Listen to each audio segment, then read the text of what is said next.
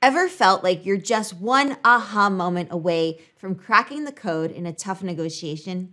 Well, what if I told you that the key to that code is something that you've been doing since you were a kid, playing copycat?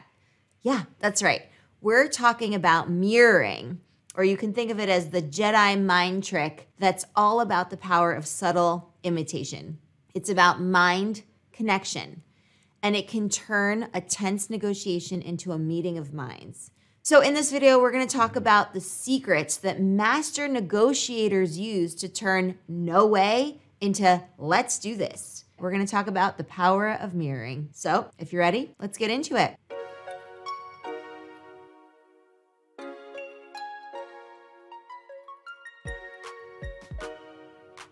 So what exactly is mirroring, you ask?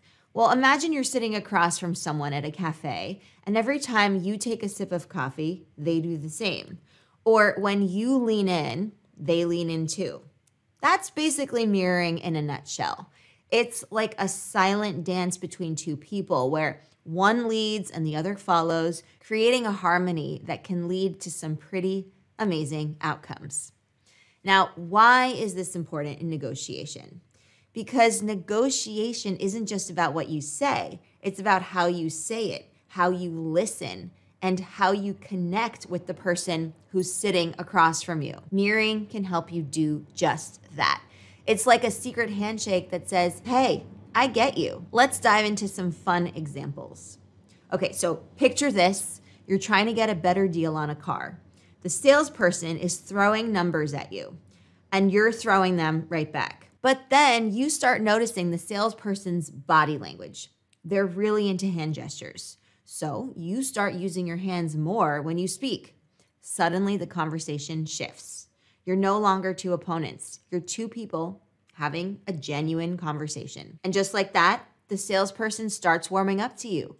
And before you know it, you're walking away with the keys to your new car at a price that makes you smile. What's better than that, right? But mirroring isn't just about copying body language. It's also about reflecting back what someone is saying. So let's say your boss is hesitant about giving you that raise that you've been after for a while now. They're concerned about budgets and targets.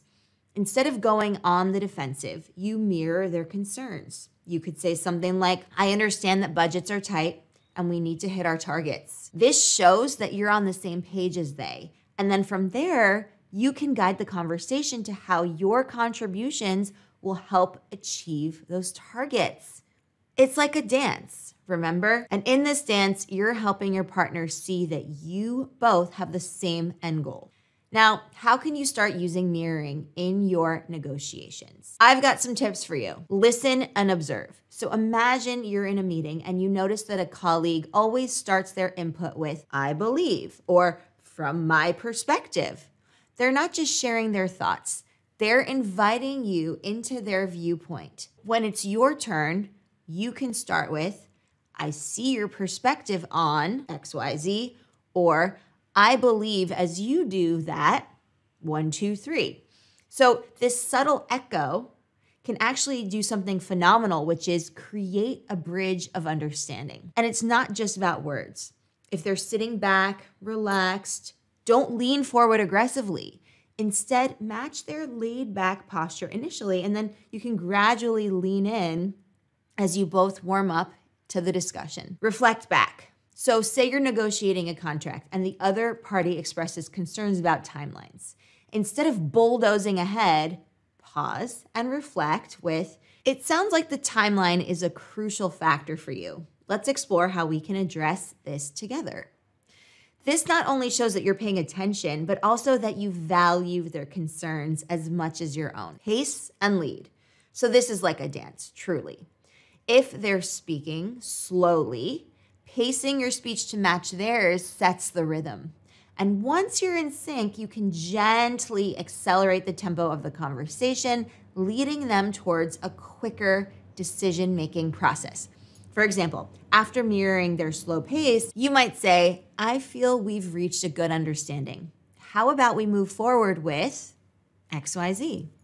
This nudges the tempo and the direction of the negotiation. Practice. Start small.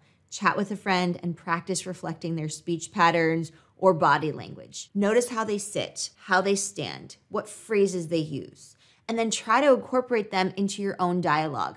For instance, if they say, "That's a good point," later on you can say, "You mentioned some good points earlier, and I'd like to add to that." It's like rehearsing for the big leagues of negotiation. Be genuine. Authenticity is key. I say it time and time again because it is. If someone shares a personal story with you, don't just nod, zone out, think about what you want to have for dinner later. Share a little something about yourself that shows that you relate to their experience. For example, you could say something like, "I had a similar experience when blah, blah, blah, blah, blah." This isn't mimicry. It's not playing copycat. It's actually showing empathy and building a genuine connection. Remember, mirroring isn't about imitation. It's about resonance. It's about finding the frequency where both of you vibrate in harmony. When you mirror with authenticity, you're not just echoing someone's words or gestures, you're reflecting their essence back to them, and that's where true connection lies. Let's look at another example. Imagine you're at a bustling farmer's market and the air is rich with aroma of fresh herbs and ripe fruit, and you're on the hunt for the perfect ingredients for a dinner party that you're hosting. So you find a stall with the most luscious tomatoes that you've ever seen in your life, but the price is a tad above your budget. So you strike up a conversation with the vendor, who is proudly sharing stories about his farm and the care he puts into growing his produce. And you match his warm, enthusiastic tone, sharing your own passion for cooking with fresh, quality, amazing ingredients. And as you both share a laugh over a story about tomato sauce gone awry, you sense a connection forming. With a few shared stories and a mirrored passion for food, you find the vendor offering you a special price for the tomatoes just because he likes the cut of your jib. And just like that, you've got the star of your dinner party, the amazing tomatoes. And you've made a friend who'll save the best picks for you the next time you roll around the farmer's market. Now, let's not forget that mirroring should be used ethically. It's not manipulation. It's about understanding and being understood. It's a tool to help you navigate the complex world of human interaction, whether you might be closing a deal, resolving a conflict, or just trying to get along better with the people that are around you. So I want to illustrate this with yet another example because I find them really helpful.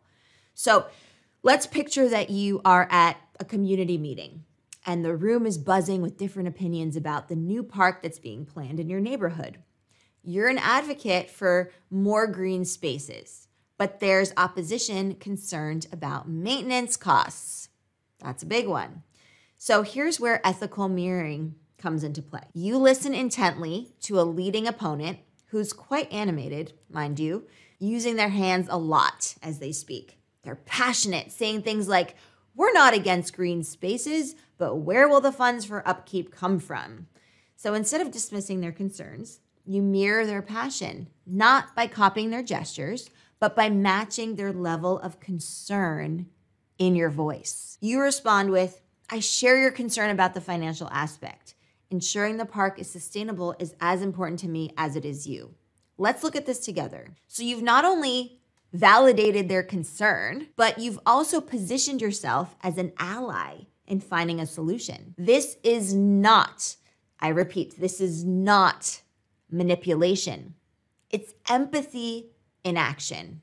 Empathy in action. Remember that. You're using mirroring here to build a bridge, not to trick someone into crossing it. And so by the end of the meeting, you and the opponent are at a whiteboard drawing up a list of potential funding sources, including community fundraisers and local business sponsorships. You've turned a confrontation into a collaboration, all because you chose to mirror ethically, focusing on understanding and being understood. That's the power of using mirroring with integrity. So this example demonstrates how mirroring, when used with the right intentions, intentionality is very important, as you can imagine. When used with the right intentions, it can transform potential conflicts into cooperative problem-solving sessions. So the next time you're in a negotiation, remember the power of mirroring. Observe, listen, and reflect. It's not just about getting what you want. It's about creating a connection that benefits everyone involved. And there you have it, the lowdown on mirroring tactics in negotiation.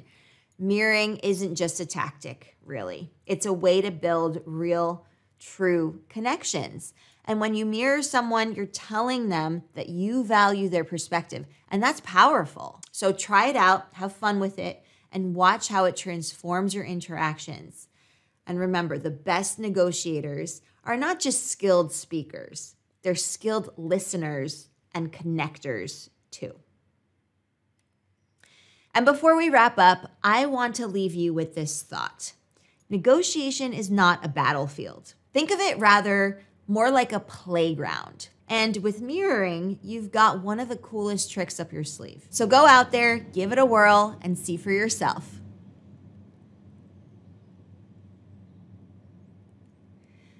Now, before you click away, let me ask you this. Are you feeling held back by social anxiety? Do you want to boost your career and do you want to elevate your social game? Well, if that's the case, then I really encourage you to dive into our immersive group coaching program where we tackle these types of challenges head on, equipping you with the social superpowers and career catapults that you've been searching for.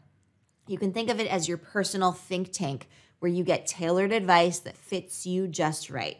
It's a space where your career questions and social fluency inquiries meet their answers and where you can make meaningful connections with people from all over the world, from all walks of life, who have different worldviews, different perspectives, and who are leveling up just like you. So if you're interested in signing up, then I encourage you to go to academy.explearning.co and you can join the Executive Communication Lab group coaching plan. And we've got our amazing community and platform, which is a self-guided yet fully supported journey.